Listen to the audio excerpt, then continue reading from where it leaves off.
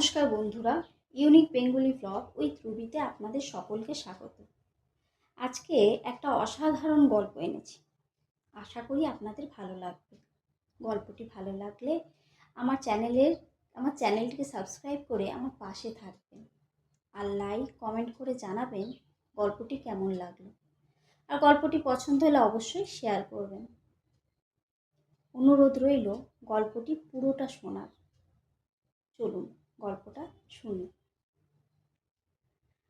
আজকে কনে সেজে বসে আছি। আজ আমার বিয়ে। ঘরটা চারপাশ আলোর রোশনায় সজ্জিত হয়ে আছে। আত্মীয় স্বজন, ভাই বোন সবাই আনন্দে মুখরিত। কেনই বা না হবে, আজ যে আমার বিয়ে।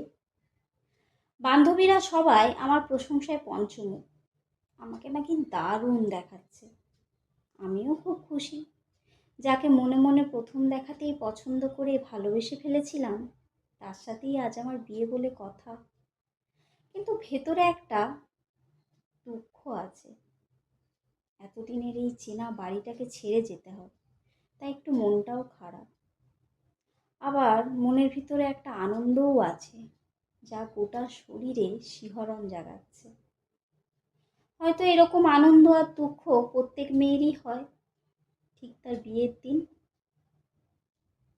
সবাই অপেক্ষা করছে বরযাত্রী।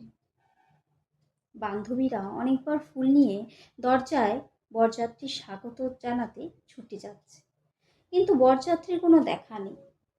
এত দেরি হচ্ছে দেখে আমার বাবা ছেলের বাবাকে ফোন করে। পাত্রের বাবা জানায় যে তারা রাস্তায় আছে, এক্ষুনি পৌঁছে যাবে। রাত 8:30টার মধ্যে আমার বরযাত্রী ঢুকে যাওয়ার কথা। কিন্তু কিছুক্ষণ পরেই আমি শুনতে পেলাম ঘরের বাইরে কি যেন একটা শোরগোল পড়েছে। আমি বেরোতে যাব, ঠিক সেই সময়ই আমার মা দরজা খুলে আমার ঘরে এলো। মায়ের চোখে জল, মায়ের মুখটা কেমন যেন ফ্যাকাশে হয়ে গেছে। আমি ভয় পেয়ে গেলাম। আমি জিজ্ঞেস করলাম, মা কি হয়েছে তোমার? মুখটা এরকম দেখাচ্ছে কেন? আর বাইরে এত শোরগোল কিসের চলছে?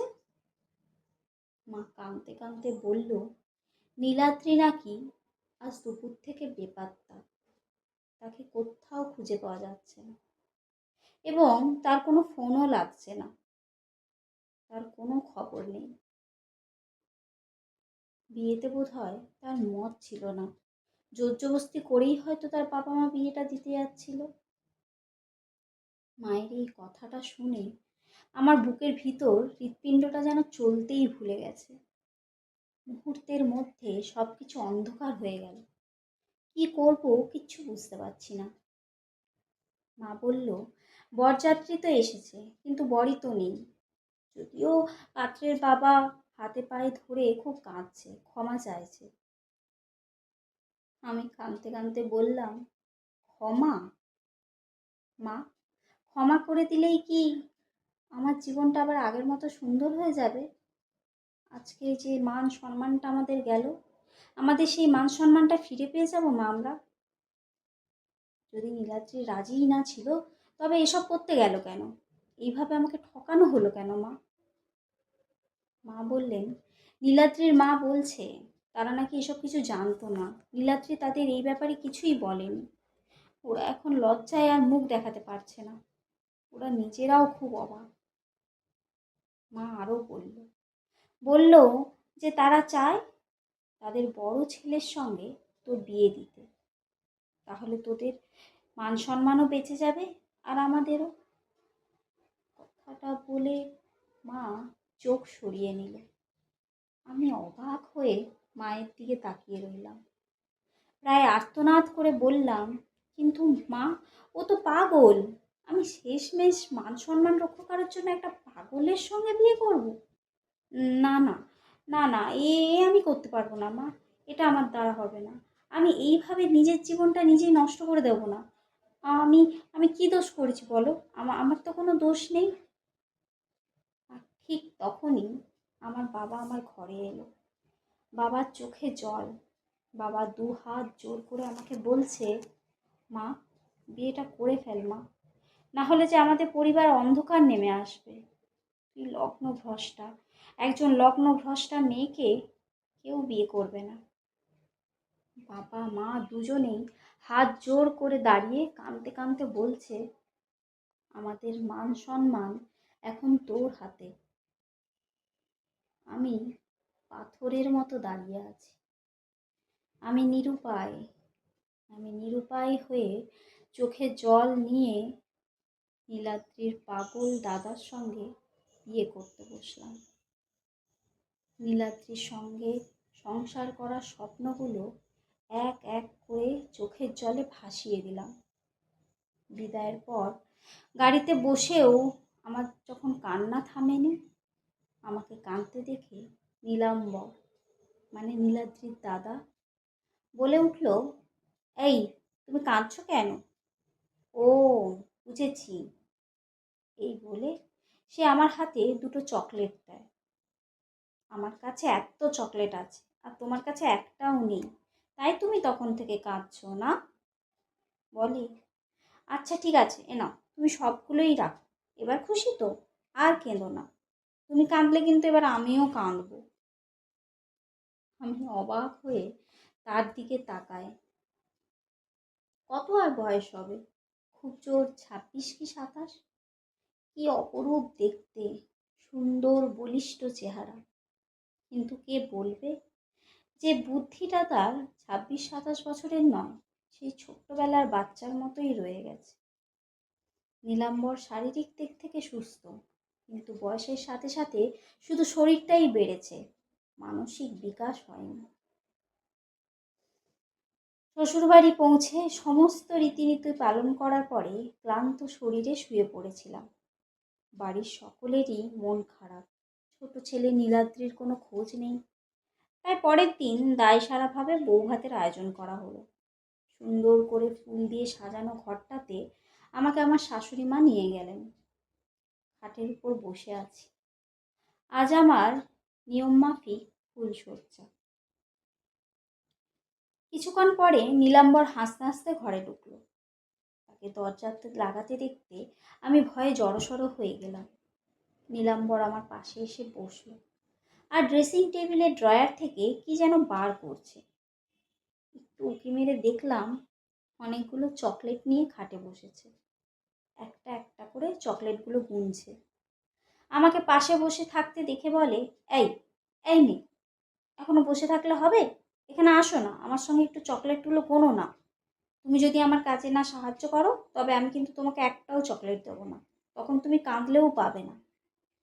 তাড়াতাড়ি আসো, আমাকে এগুলো এক্ষুনি লুকিয়ে রাখতে হবে, না হলে মা দেখে ফেলবে আর সব লুকিয়ে দেবে, আমাকে একটা চকলেটও দেবে না।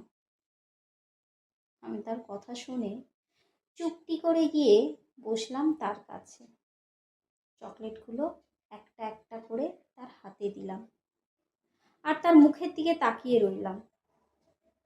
কি নিষ্পাপ সুন্দর একটা হাসি তার ঠোঁটে, ঠিক যেন একটা সুন্দর নিষ্পাপ শিশু। আমি একটু ভয়ে ভয়ে বললাম, আমার ঘুম পাচ্ছে, আমি শুয়ে পড়ি। নীলাম্বর আমার দিকে তাকালো, একটা হাসি দিয়ে বলল, তোমার ঘুম পাচ্ছে তো ঘুমিয়ে পড়ো, আমাকে জিজ্ঞেস করার কি আছে। পরের দিন সকালবেলা ঘুমটা ভাঙে আমার শরীরের ওপর একটা ভারী কিছু চাপা পড়ার অনুভূতিতে। চোখ খুলে দেখি নীলাম্বরের শক্ত সুঠাম হাতটা আমার বুকের উপর রাখা, আর ওর মাথাটা আমার হাতের উপর রেখে নিশ্চিন্তে ঘুমোচ্ছে। ও জেগে যাবে ভয়ে আমি ভয়ে ভয়ে আস্তে আস্তে করে ওর হাতটা মাথাটা সরিয়ে দিই। উঠে পড়লাম। চটপট বাথরুমে গিয়ে স্নানটা সেরে দরজা খুলে নিচে নামলাম। দেখি শাশুড়ি মার মন খারাপ ছোট ছেলের জন্য, তবুও সকালে টিফিনটা রেডি করে দিয়েছে। আমি তাকে সাহায্য করার জন্য এগিয়ে যেতেই হঠাৎ নীলাম্বরের চিৎকার শুনতে পাই। শাশুড়ি মা বললেন, যাও দেখো নীলাম্বরের কি চাই, আমি এদিকটা সামলে নেব।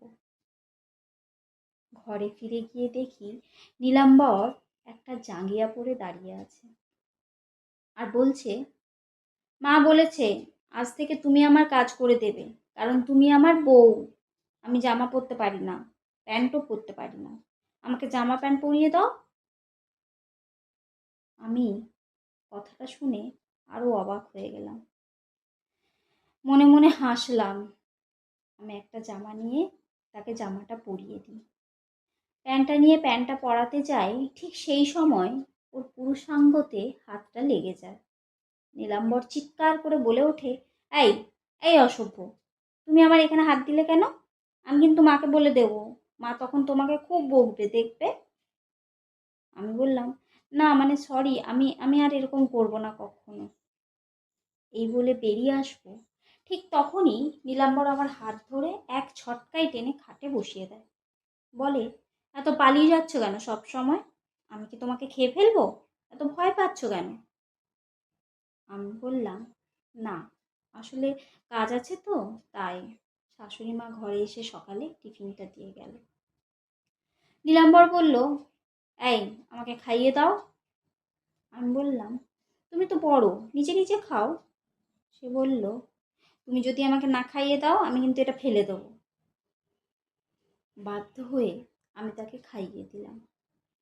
তার উষ্ণ ঠোঁট আর জিভের স্পর্শে আমার শরীরে হঠাৎ একটা শিহরণ জেগে ওঠে। কোনো পুরুষ মানুষের স্পর্শ এখনো হয়নি, হয়তো তাই এই শিহরণ। নীলাম্বর আমাকে জিজ্ঞেস করে, এই মেয়ে, তোমার নাম কি বলো তো? আমি বললাম, আমার নাম আঁখি। বলে, ও ঠিক আছে। বলে আমার খাওয়া শেষ হলে আমি উঠে এলাম। আমি সারাদিন নীলাম্বরকে এড়িয়ে এড়িয়ে চলতাম, ঘরটাতে প্রায় ঢুকতামই না। কিন্তু রাতে তো আমাকে ঢুকতেই হবে। রাতে শোয়ার আগে চুল বাঁধছি। হঠাৎ করে নীলাম্বর আমার হাতটা চেপে ধরে, বলে, চুল বেঁধো না, খুলে রাখলেই তোমাকে সুন্দর দেখায়। এইভাবে ঠিক একটা সপ্তাহ কেটে যায়। একদিন একটা মেলায় আমরা ঘুরতে যাই। সেখানে খুব জোরাজোরি করা সত্ত্বেও নীলাম্বর প্রায় কথা না শুনেই নাগরদোলায় চেপে বসার জেদ ধরে। কিন্তু নাগরদোলাতে উঠে প্রচণ্ড রকমভাবে ভয় পায়। ভয় পেয়ে চিৎকার করতে থাকে, আমাকে জড়িয়ে ধরে। আমি বলি, চিৎকার করো না, ভয় পাওয়ার কি আছে, এই তো আমি আছি, তুমি আমার হাত চেপে ধরো, কিচ্ছু ভয় নেই। নীলাম্বর আমার হাতটা চেপে ধরে তার একটা হাত দিয়ে, আর একটা হাত দিয়ে আমার কোমরটাকে শক্ত করে জড়িয়ে ধরে। মেলায় সবাই আমাদের দিকেই তাকিয়ে আছে। এটা দেখে আমার লজ্জায় মুখ লাল হয়ে যায়। দ্রুত সেখান থেকে নীলাম্বরকে নিয়ে ঘরে ফিরে আসি। ঘরে ফিরে এসে রাতে সবাইকে খেতে দিয়ে নীলাম্বরের খাবার নিয়ে উপরে উঠে আসি। রোজকার মতো নীলাম্বরকে খাইয়ে দিচ্ছি, কিন্তু কেন জানি না আজকে একটু অস্বস্তি হচ্ছে। নীলাম্বরেরও চোখে মুখে কেমন যেন একটা আভা।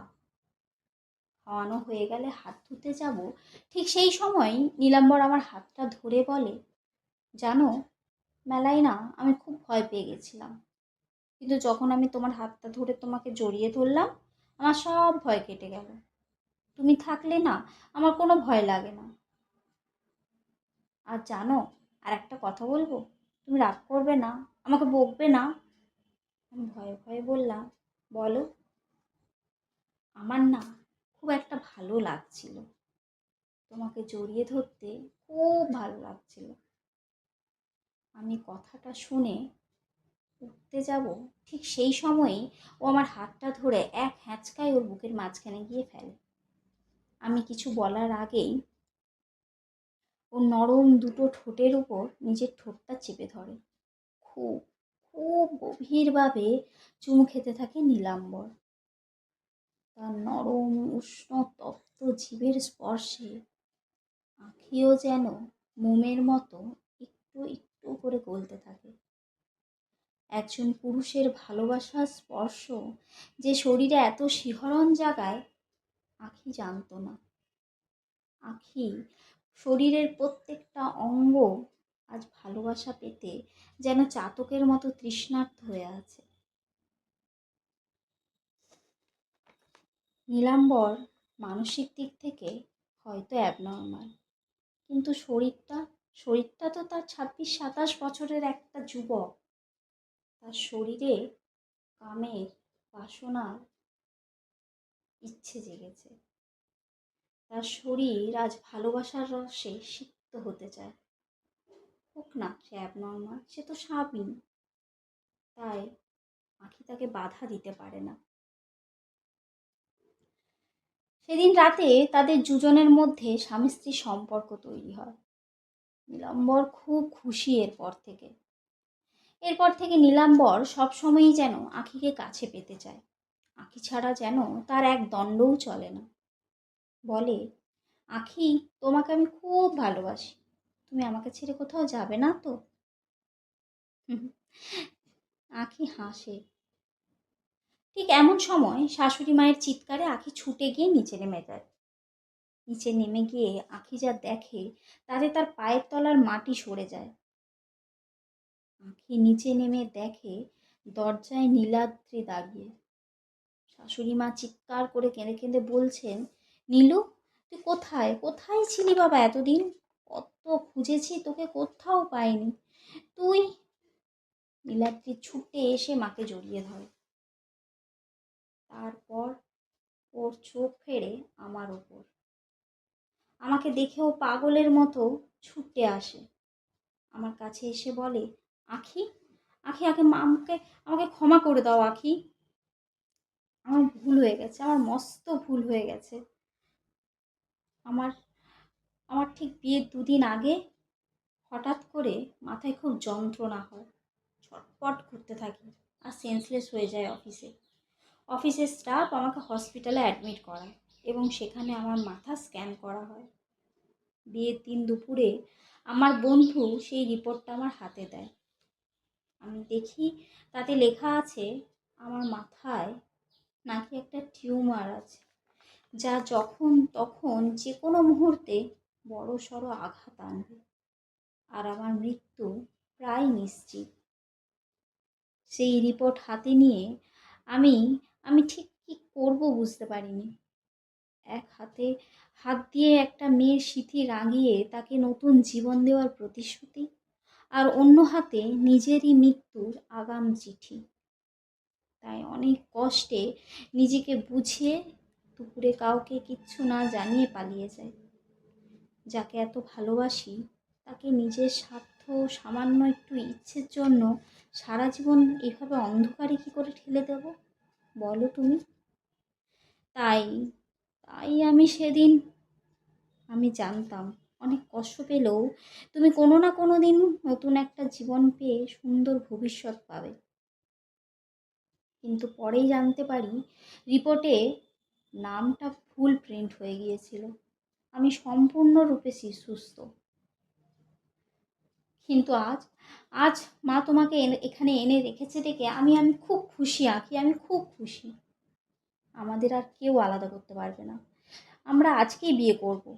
মা, মা, বাবা, তোমরা তোমরা বিয়ের আয়োজন করো। আমরা আজকেই মন্দিরে বিয়ে করব। কি হলো মা, চুপ করে আছো কেন? শাশুড়ি মা বললেন, শান্ত হ নীলু, ভালো করে দেখ, এ বিয়ে কি আর সম্ভব? বিয়ে সম্ভব নেই কেন? আর্তনাদ করে জিজ্ঞেস করে নীলাদ্রি। এই বলে সে আঁখির দিকে তাকায়। এতক্ষণ সে লক্ষ্যই করেনি যে আঁখির স্মৃতিতে জল করছে লাল টুকটুকে সিঁদুর। হাত দুটোতে রয়েছে স্বামীর নামে পড়া শাঁখা পলা। বিস্ময়ে ভরা চোখে জল নিয়ে নীলাদ্রি জিজ্ঞেস করে, আঁখি, তোমার স্মৃতিতে সিঁদুর কেন? মা তখন তাকে সমস্ত ঘটনা বলে। সব শুনে নীলাদ্রি পাগলের মতো চিৎকার করে, হাতের কাছে সমস্ত জিনিস ফেলে তছনছ করে দেয়। বাবাকে জিজ্ঞেস করে, বাবা, বাবা, তোমরা কি করে শুধুমাত্র মান সম্মান লোকজনের ভয়ে একটা মেয়েকে একটা পাগলের সাথে বিয়ে দিয়ে দিলে? অন্য কোনো সুস্থ ছেলের সাথেও তো বিয়ে দিতে পারতে। আমি তো সেই আশাতেই ওকে লগ্ন ভ্রষ্টা করে পালিয়ে গেলাম বাবা। আর তোমরা, না না না না, এ এ হবে না, এ কিছুতেই হতে পারে না। বল, আমরা আজকেই বিয়ে করব বলে। বেশ আঁখি, যা হওয়ার হয়ে গেছে, ভেবে নাও এটাই আমাদের কপাল। চলো এবার আমরা বিয়ে করব, আমাদের আর কেউ আটকাতে পারবে না। এই বলে সে বেরিয়ে যায় বিয়ের কেনাকাটা করতে। আমি সব শুনে পাথরের মতো দাঁড়িয়ে আছি। আমার শ্বশুরমশাই আমার কাছে এসে বলেন, কাকিমা, যা হয়েছে জানি, তা তোমার মনের ওপর দিয়ে ঝড় তুলে দিয়ে গেছে, কিন্তু নীলাদ্রিও তো ভুল কিছু বলেনি মা। সেদিন রাতে লোকলজ্জার ভয়ে তোমার সাথে অনেক বড় ক্ষতি করে ফেলেছি। সেই ভুল, সেই অনুশোচনা আমায় আজও কষ্ট দেয়। ভগবান তোমার একটা সুযোগ করে দিয়েছে জীবনে এগিয়ে যাওয়ার, তুমি চাইলে এগিয়ে যাও, আমাদের আশীর্বাদ তোমার ওপর সবসময় থাকবে। এই বলেই শ্বশুরমশাই আখির মাথায় হাত রাখেন। কিন্তু এই সব কিছুর মাঝে কেউ খেয়ালই করেনি যে নীলাম্বর ওপর থেকে সবটা শুনেছে, সবটা দেখেছে। আখিও বুঝতে পারে না যে সে কি করবে। একদিকে তার নতুন জীবন, ভালোবাসা, স্বপ্ন তাকে হাত বাড়িয়ে ডাকছে, আর একদিকে তার স্ত্রী কর্তব্য, স্ত্রী ধর্ম, আর আর একটা অজানা টান যা তাকে কিছুতেই ছাড়ছে না।